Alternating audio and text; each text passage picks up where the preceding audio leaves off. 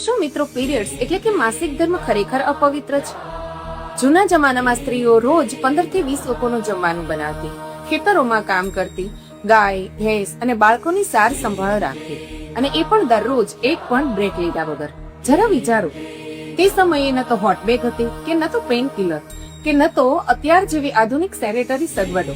એટલા માટે જ્યારે પીરિયડ્સ દરમિયાન સ્ત્રીઓને હેવી બ્લીડિંગ થતું હોય ત્યારે આપણા પૂર્વજોએ તેની સંભાળ, સુરક્ષા અને સપોર્ટ માટે 3 દિવસનો બ્રેક બનાવી દીધો, જ્યાં તેમને કોઈ પણ જવાબદારી આપવામાં ન આવતી.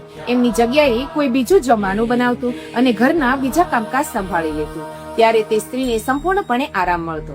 અને તે સમયે મોટા ભાગે મંદિરોમાં જવાની મનાઈ એટલા માટે કરવામાં આવતી કે ત્યારે મંદિરો ઘરથી ઘણા દૂર જંગલોમાં હતા અને બ્લીડિંગ સમયે પ્રાણીઓ ખૂબ જલ્દીથી આકર્ષિત થાય છે, એટલા માટે લાંબી અને અસુરક્ષિત મુસાફરીને ટાળવામાં આવતી. આપણી સંસ્કૃતિમાં માસિક ધર્મને સેલિબ્રેટ કરવા